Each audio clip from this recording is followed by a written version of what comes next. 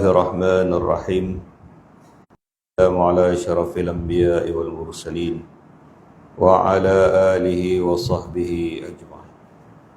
اللهم صل على سيدنا محمد النبي الأمي وعلى آله وسلم تسليما. السلام عليكم ورحمة الله وبركاته.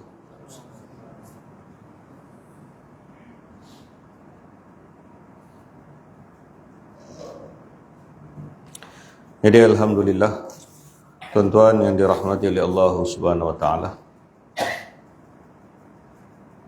Kita sambung semula pembacaan kitab ini.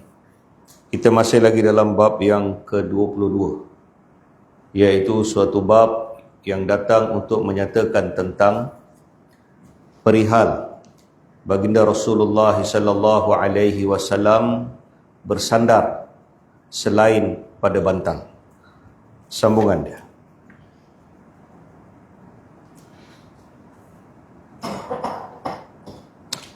Setelah solat zuhur, baginda Rasulullah sallallahu alaihi wasallam menaiki mimbar sekali lagi. Dan beliau sallallahu alaihi wasallam mengulangi ucapan yang sama dengan menambahkan sesiapa yang berhutang hendaklah dia membayar hutangnya. Kerana aib di dunia ini ringan berbanding dengan aib di negeri akhirat. Lalu berdirilah seorang sahabat dan berkata, "Ya Rasulullah sallallahu alaihi wasallam, Tuan ada berhutang dengan saya sebanyak 3 dirham." Baginda sallallahu alaihi wasallam bersabda, "Aku tidak menafikan tuntutan kamu itu atau meminta kamu bersumpah, tetapi aku ingin tahu bagaimanakah dan bilakah wang itu diambil." Sahabat itu berkata, "Ada seorang pengemis telah datang dan Tuan telah perintahkan saya memberi dia 3 dirham."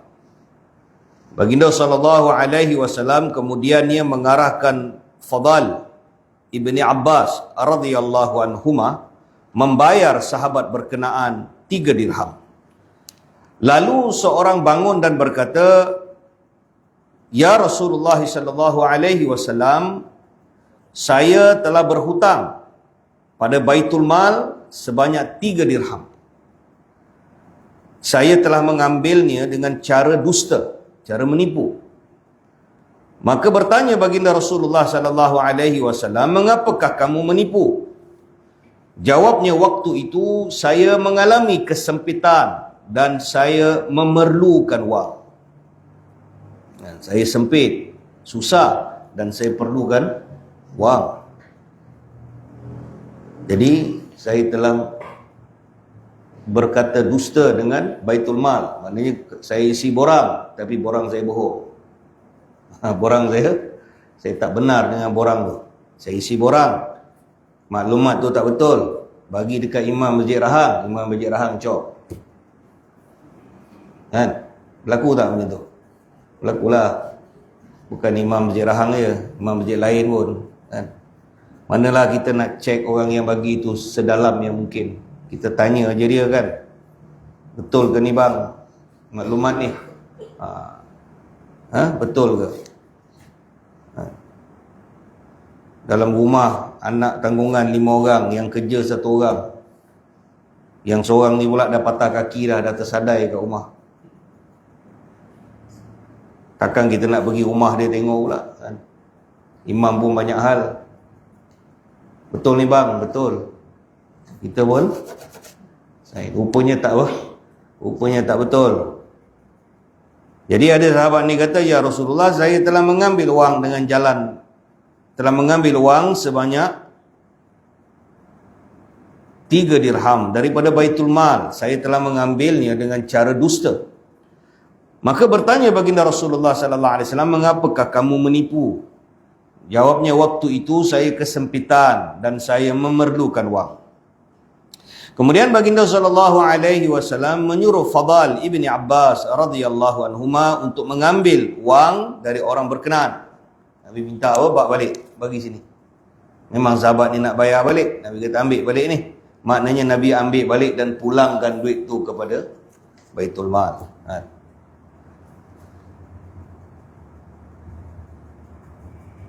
Kemudian baginda sallallahu alaihi wasallam bersabda, adakah sesiapa yang takut akan tabiat buruknya dan inginkan doa daripadaku kerana kewafatanku telah hampir. Nabi kata, ada tak sesiapa yang memiliki tabiat buruk ni? Tabiat ni habit, kan? Ada tak sesiapa yang memiliki tabiat yang buruk dan tabiat buruknya itu susah dia nak berhenti? Dia tak suka buat benda tu, tapi dia tak boleh berhenti. Kan? Dia terlibat dengan satu maksiat dan dia pun tak suka dengan maksiat tu. Dia nak keluar daripada maksiat tu, tetapi dia tidak mampu keluar daripada kemaksiatan. Ulama mengatakan satu orang yang terlibat dengan maksiat ni, maksiat yang pertama dia buat, dia ada kesedapan. Dia ada apa? Dia ada sedap. Kemudian dia buat maksiat tu kali yang kedua. Para ulama mengatakan ketika dia melakukan maksiat yang kedua itulah azab untuk dia. Itu satu azab. Bila dia buat maksiat kali kedua tu, itu satu azab. Kemudian dia buat lagi, itu Allah tambahkan azab lagi. Buat maksiat tu pun azab. Sehingga akhirnya dia tak boleh keluar daripada maksiat tu. Mula-mula dia buat tu sedap. Lama kelamaan dia buat dah tak sedap dah. Dia dah jadi tak sedap dah, biasa dah jadi apa? Tapi dia tak boleh keluar daripada maksiat. Jadi Nabi sallallahu alaihi wasallam kata, adakah sesiapa yang memiliki tabiat yang buruk dan inginkan doaku ni, kata Nabi. Inginkan aku berdoa supaya dia keluar daripada apa? Kemaksiatan ni. Kerana kewafatanku telah hampir. Maka seorang laki-laki telah berdiri sambil berkata, ya Rasulullah sallallahu alaihi wasallam, saya seorang pembohong, munafik dan kuat tidur. Tiga. Sahabat dia kata, ya Rasulullah, saya seorang pembohong, munafik dan kuat tidur. Siapa yang kata ni, tuan-tuan? Salah seorang daripada sahabat. Jadi bila sahabat kata macam ni, tuan-tuan, bukan bermakna dia pembohong yang kita faham. Dia rasa diri dia apa? Dia merasakan diri dia ni seorang pembohong. Dia merasakan diri dia munafik. Tapi betul ke dia munafik? Dan para sahabat Nabi ni, dia radhiyallahu anhum wa radu'an. Dia tak macam kita. Sahabat bila kata dia rasa diri dia munafik, dia kata, ya Rasulullah, saya rasa saya ni seorang pembohong, munafik dan kuat tidur. Maka baginda Rasulullah sallallahu alaihi wasallam pun berdoa untuknya. Nabi kata, ya Allah, kurniakanlah kepada beliau ini siddiqin, kebenaran. Berilah kepadanya di tentang kebenaran. Bagi dia jadi satu orang yang benar. Maksudnya bila dia bercakap tu, dia cakap benar. Apa saja yang dia buat dengan kebenaran. Benar. Dia tak ada muslihat lah. Dia bukan scammer. Scammer ni nampak macam benar, kan? Nampak macam, kenapa orang kena scam?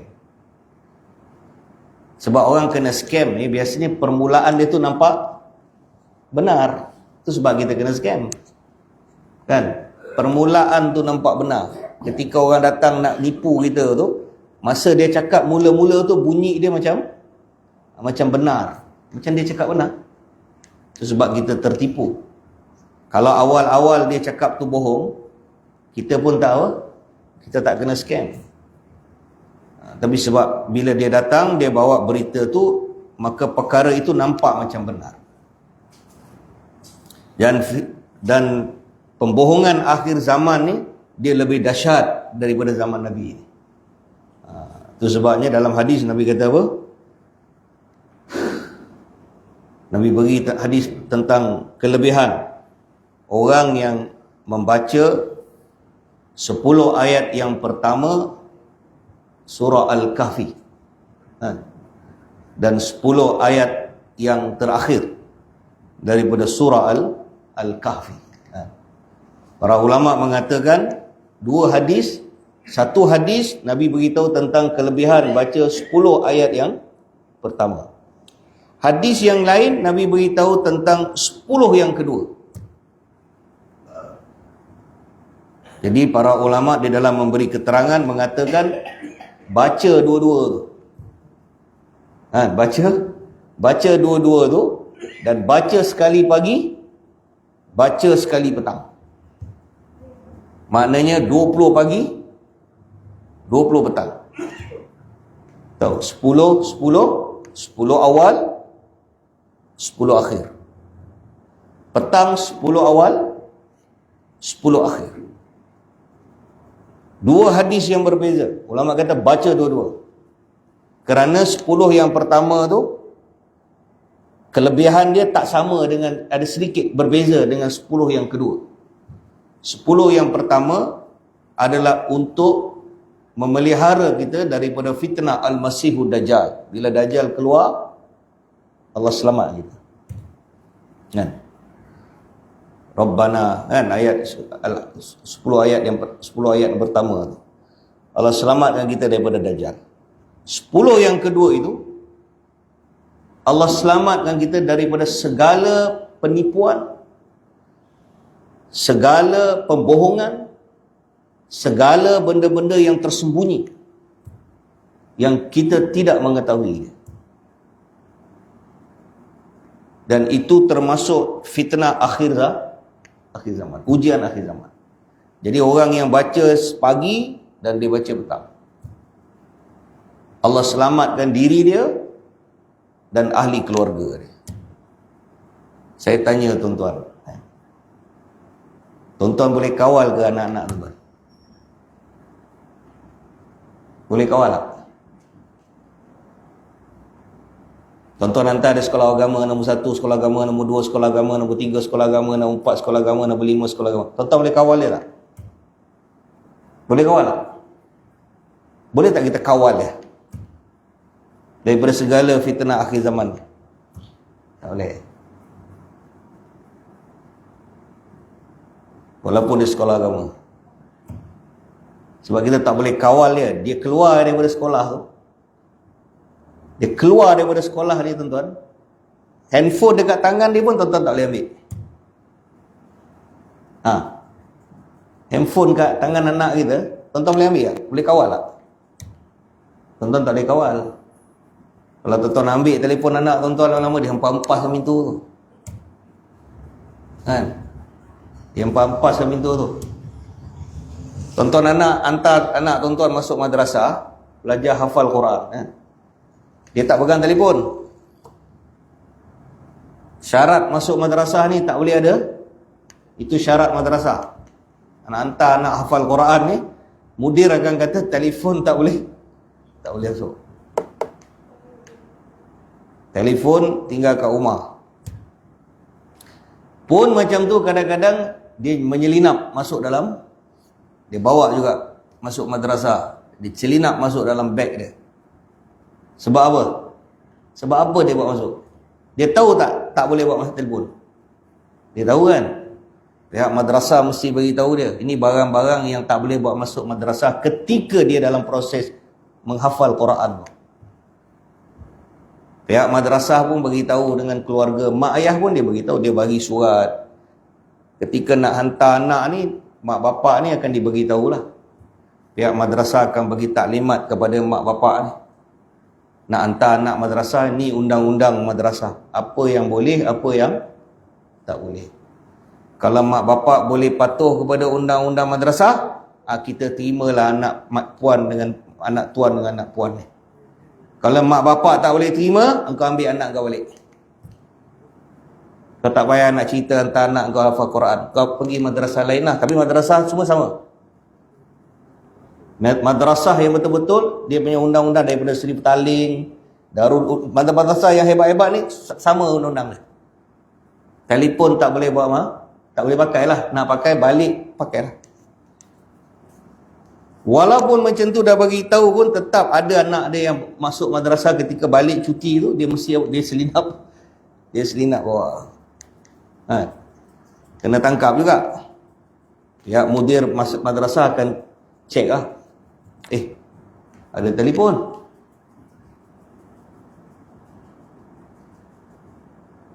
Jadi ada yang bila habis mengaji tu tengah belajar, tengah hafal Quran. Dia tengah nak menghafal wahyu ni. Quran nak download dalam kepala, dalam dada dia. 4-5 bulan duduk madrasah. Sekali balik cuti. Balik cuti. Tuan-tuan pergi ambil anak tuan-tuan. Berhenti depan pintu tu. Dia turun dia daripada tangga tu. Dia turun daripada madrasah, tuan-tuan ambil beg dia letak. Dia masuk dalam kereta. Tengok dia minta apa tu. Dia minta apa? Quran?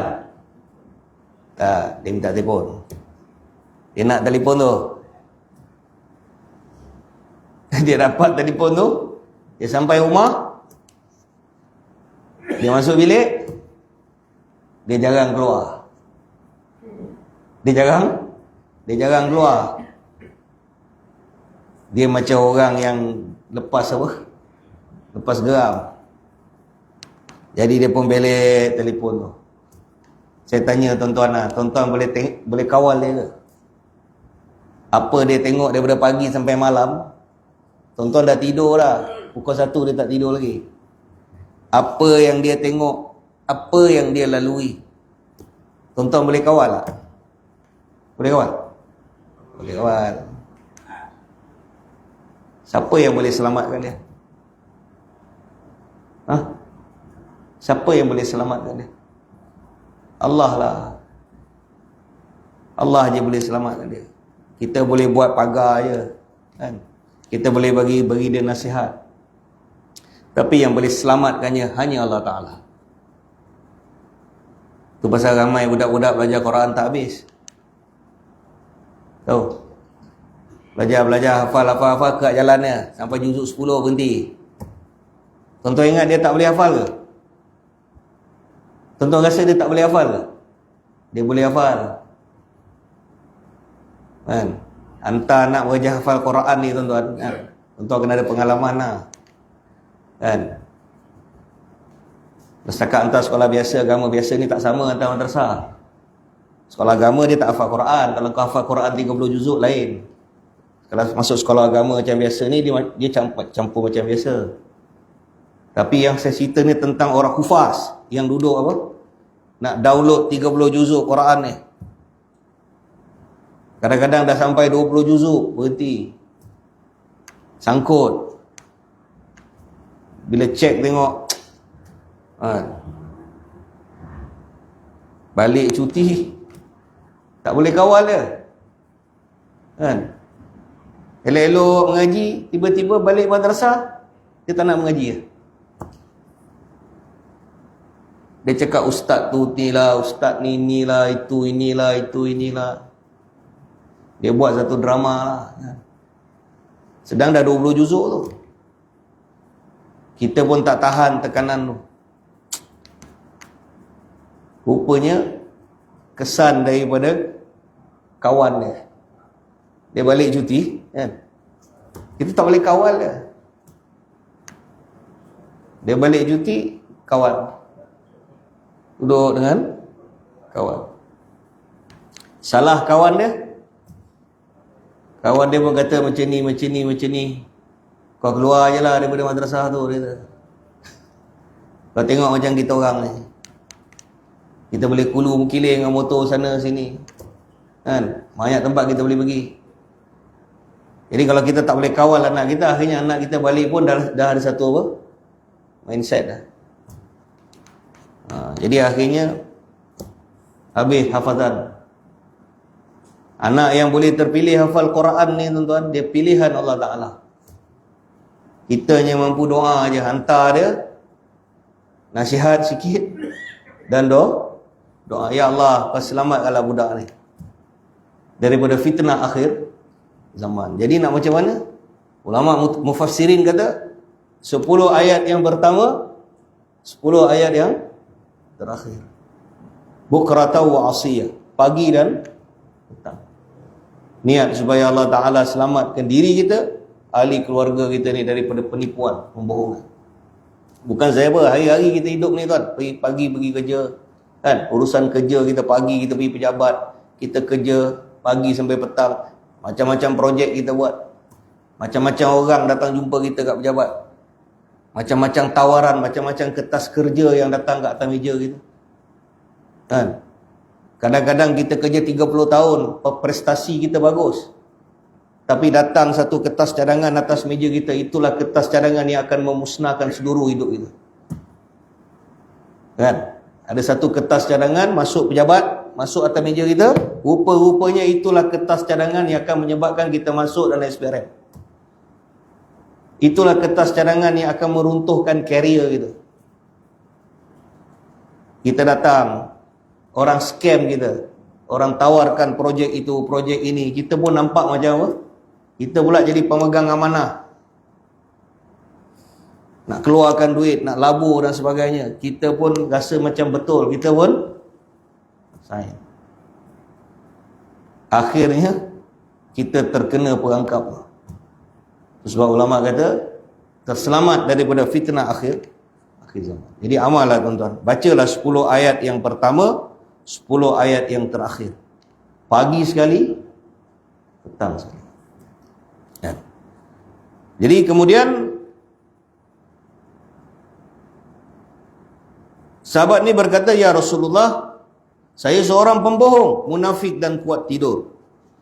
Maka baginda Rasulullah SAW berdoa untuknya, ya Allah, kurniakanlah beliau kebenaran, iman yang teguh, dan pulihkan beliau daripada penyakit kuat tidur.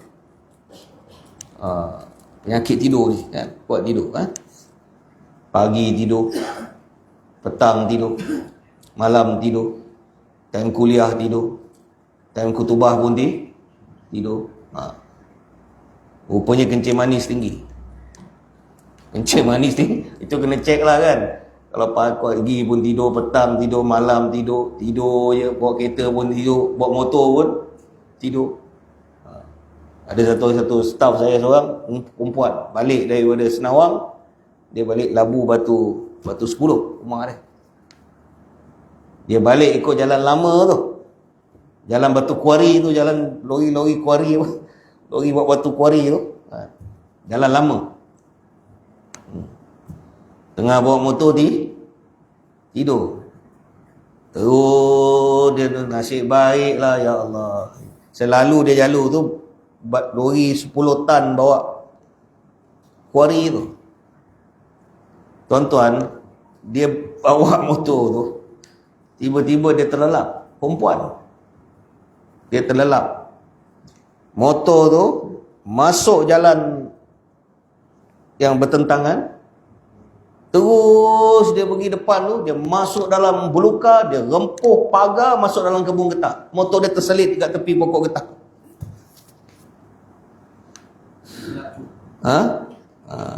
Tahu, motor dia terselit ke. Nasib baiklah satu pakcik tu tengah dekat kebun getah tu, pakcik ni terperanjat tengok motor tu boleh cross pagar dia, tapi pagar dia tu pagar duri yang apa tu, pagar duri tu, dia boleh lepas pagar tu. Dia rempuh pokok getah tu, terselit dia kat tepi pokok tu. Jadi bila pakcik tu datang, dia tengok Allah, dia tengok macam darah lah. Rupa-rupanya dia beli sambal, dia beli apa, ayam masak merah. Dia beli dalam perjalanan tu, dia berhenti dekat satu kedai tu, dia kata tak, dia tengah hari tu dia tapau ayam masak merah. Jadi plastik. Masa tu pejabat ada buat mesyuarat, tengah hari tu ada makan. Jadi lauk lebih, dia tapau lauk tu, ada ayam masak merah, ayam tinggal leher ayam je. Tapi sambal tu banyak. Jadi besar punya bungkus. Jadi pecah sambal tu, berterabur dekat pokok getah tu. Pakcik tu kata, pakcik tu ingat perempuan ni dah berdarah-darah. Dia pun penuh dengan sambal tu. Rupanya tak ada apa-apa. Sikit calar je. Masih pegang motor lagi. Kalau dia sikit lambat je, dia bawah lori 10 tan tu. 10 tan punya lori kalau dia masuk tuan-tuan, bawah tu margaya. Tahu, hancur. Bukan hancur lah, hancai. Tahu, bersapai daging bawah tu. Sebab lori tu bawa batu kuari. Bawa berat batu tu. Tayar dia pun macam nak meletup lah. Kalau dia gelik bawa atas tu memang bukan sahaja hancur lah, hancai badan dia. Tahu. Jadi hati-hati. Jadi tidur ni, kadang-kadang orang buat kereta pun tidur beberapa few second. Dia panggil apa tu? Micro sleep. So jadi doa tuan-tuan, baca doa kan. Jangan suka sangat bila naik motor, naik kereta, suka sangat nyanyi kan, suka kan. Hati-hati kan. Selalunya kalau naik kereta berseronok ni, sudah dia air mata, penyudah dia air mata, tahu. Baca doa. Naik motor, naik kenderaan, baca doa. Ayatul Kursi jangan tinggal. Jadi sahabat ni kata, ya Rasulullah, maka Nabi sallallahu alaihi wasallam, Nabi mendoakan dia, ya Allah, kurniakanlah beliau kebenaran, kurniakanlah kepadanya iman yang teguh kan, dan pulihkanlah beliau dari penyakit kuat tidur. Jadi kita pun boleh minta dengan Allah, kalau kita rasa kita ni kuat tidur, ya Allah, pulihkanlah kita ni daripada penyakit kuat tidur.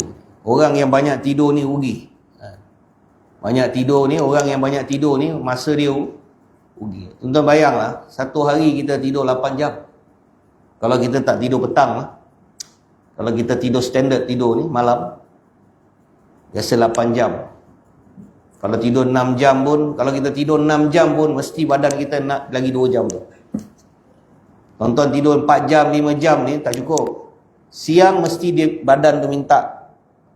Dia minta hak tu. Betul tak cakap saya? Kalau badan tu perlu 8 jam, memang kena tidur 8 jam. Kalau tak tidur, badan tu perlukan 8 jam, kita tak tidur, kita tidur 4 jam, 5 jam, kita bangun pagi, betul. Tapi siang tu dia akan, tengah hari tu dia akan signal kita. Kalau kita tak tidur, dia akan kacau masa kita driving. Dia ada hak dia. Dia macam bateri handphone. Kita charge bateri handphone tu, dia ada maksimum 100 kan. Kita charge sampai 40% ya. Lepas tu kita pakai telefon tu. Apa jadi? Sekejap lah bateri tu. Nanti dia minta charge balik. Jadi badan kita macam tu. Kalau kita tidur satu hari 8 jam tuan-tuan, maknanya satu hari ni 1/3 daripada hidup kita dah habis tidur ya. Maknanya kalau umur kita 60 tahun, 20 tahun kita tidur tu. Faham? Kalau umur kita 60 tahun, kita tidur 20 tahun kita tidur. Bila kita calculate balik waktu kita ni, rasa rugi 20 tahun tidur. Tu belum tidur waktu petang lagi. Tu belum tidur waktu sembahyang Jumaat lagi, waktu khutbah. Tu tak kira lagi waktu kuliah kita tidur. Banyak waktu tidur kita ni kan. Tapi satu waktu ya kita tak tidur, time makan. Ngantuk macam mana pun, kau bagi biryani kat bawah ni kan, hilang lah kan ngantuk. Macam mana ngantuk, sorongkan biryani gam rapi kat bawah tu, ngantuk bau pun dah naik atas dah. Ngantuk semua hilang. Jadi Nabi sallallahu alaihi wasallam pun doa untuk dia, pulihkanlah beliau dari penyakit kuat tidur Kemudian bangun pula seorang dan mengaku, ya Rasulullah, saya adalah seorang pendusta, saya seorang munafik dan tidak ada suatu dosa pun yang tidak saya lakukan. Sayyidina Umar radhiyallahu an apabila mendengar perkara ini, beliau memberi amaran agar dia tidak mengisytiharkan dosa-dosa dia. Sayyidina Umar bangun. Sayyidina Umar kata, tiba satu sahabat bangun, dia kata, ya Rasulullah, saya ni satu orang yang pembohong, pendusta, saya ni munafik dan saya ni sebenarnya semua dosa saya buat. Tapi dia tak sebutlah apa dosa dia. Dia kata tidak ada satu dosa yang tidak saya lakukan. Tidak ada satu dosa yang tidak saya lakukan. Maka Sayyidina Umar radhiyallahu anhuma memberi amaran kepadanya agar dia tidak mengisytiharkan dosa-dosa. Sayyidina Umar marah dia. Sayyidina Umar kata, jangan bagi tahu. Jangan bagi tahu dosa yang kau buat, yang tak ada siapa tahu, yang Allah dah tutupkan untuk engkau, kau jangan bagi tahu orang. Allah benci dengan satu orang hamba, yang paling Allah benci, satu orang hamba yang buat maksiat, kemudian dicerita ke orang. Malam tadi dia buat maksiat, tak ada siapa yang tahu. Dia je tahu, Allah je tahu. Malam dia buat maksiat, Allah tutup untuk dia. Allah tutup. Bangun pagi, dia cerita dengan orang, malam tadi aku buat sekian maksiat. Allah. Ini hamba yang paling celaka. Paling malam. Allah benci hamba begini. Dia buat maksiat, Allah tutup untuk dia maksiat tu. Pagi dia beritahu orang. Jadi Umar radhiyallahu marah dia. Umar kata,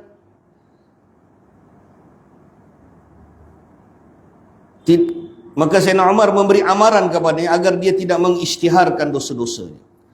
Maka kemudian baginda Rasulullah sallallahu alaihi wasallam bersabda kepada Umar. Nabi tengok Umar dah marah tu, Nabi pun kata, wahai Umar, bertenanglah kamu, kata Nabi.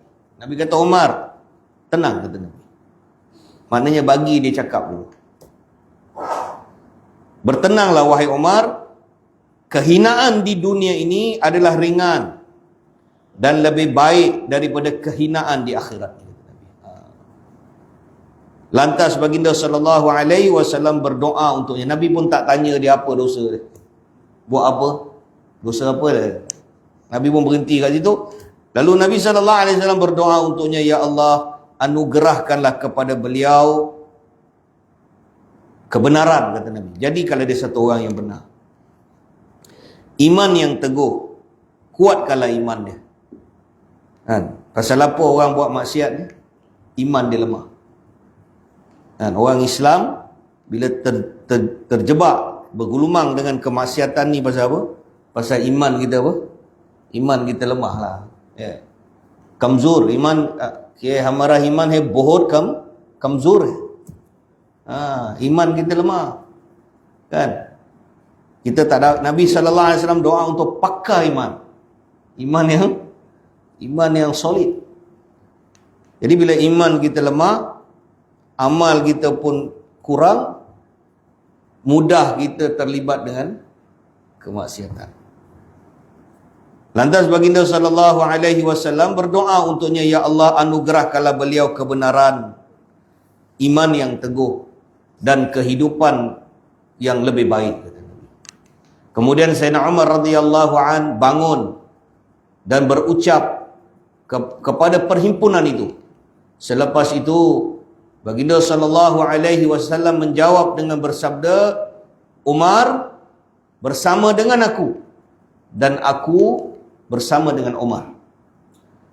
Setelah ketiadaanku, Umar tetap di atas kebenaran kemana sahaja beliau pergi. Maka dalam hadis yang lain diberitakan juga seseorang telah berdiri dan berkata, ya Rasulullah sallallahu alaihi wasallam, saya ini seorang penakut dan saya ada penyakit kuat tidur. Baginda sallallahu alaihi wasallam juga mendoakan untuknya. Fadal ibni Abbas radhiyallahu anhu berkata, selepas daripada itu kami tidak melihat sesiapa yang lebih berani darinya.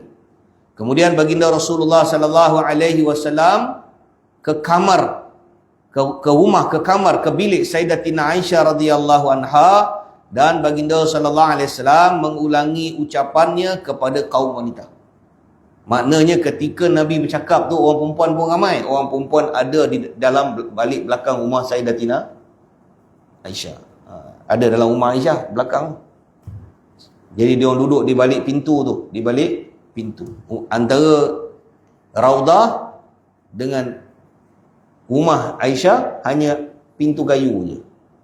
Jadi kalau Aisyah duduk kat pintu kayu, Aisyah boleh dengar apa saja khutbah Nabi.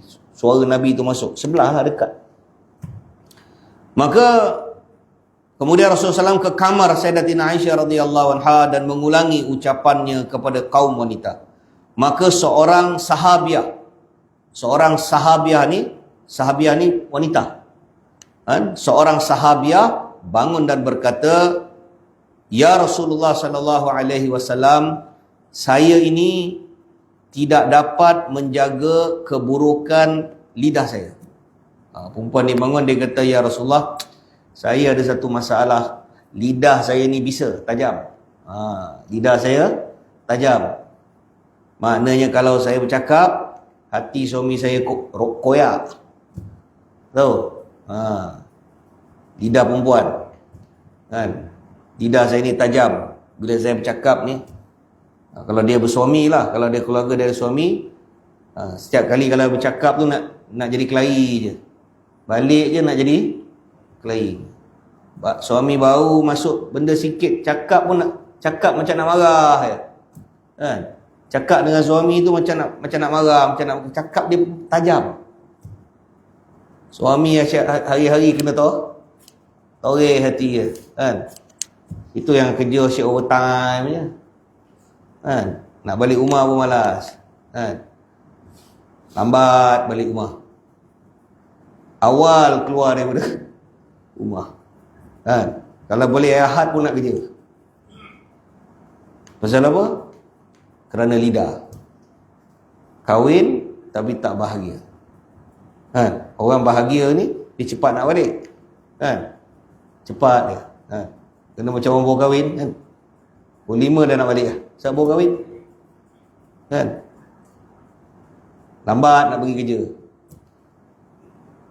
Tapi bila ada masalah, lidah tu bisa, tak boleh tahan, cepat pergi pejabat. Lambat balik. Jadi lidah ni kan. Orang perempuan ujian dia lidah kan. Jadi Nabi dia kata, "Ya Rasulullah, saya tidak dapat menjaga keburukan lidah saya ni. Lidah saya ni tajam, lidah saya bisa." Maka baginda sallallahu alaihi wasallam pun mendoakan untuknya. Hadis ini telah dikeluarkan oleh Al-Imam At-Tirmizi di dalam kitab Majma'uz Zawaid. Jadi insya-Allah tuan-tuan jadi kita berhenti takat ni dulu. Kita sambung pada minggu yang akan datang insya-Allah. A'udzubillahi minasyaitonirrajim. Bismillahirrahmanirrahim. Alhamdulillahirabbil alamin wassalatu wassalamu ala asyrafil anbiya'i wal mursalin wa ala alihi washabihi ajmain. Allahumma shalli ala zaina Muhammadin nabiyil ummi wa ala alihi wasallim taslima. Rabbana ighfir lana wa walidina wa li jami'il muslimina wal muslimat والمؤمنين والمؤمنات الأحياء منهم والأموات ولإخواننا الذين سبقونا بالإيمان ولا تجعل في قلوبنا غلا للذين آمنوا ربنا إنك رؤوف رحيم ربنا أتنا في الدنيا حسنة وفي الآخرة حسنة وقنا عذاب النار وصلى الله على سيدنا محمد النبي الأمي وعلى آله وأصحابه وسلم سبحان ربك رب العزة عما يصفون والسلام على المرسلين والحمد لله رب العالمين. Assalamualaikum warahmatullahi wabarakatuh.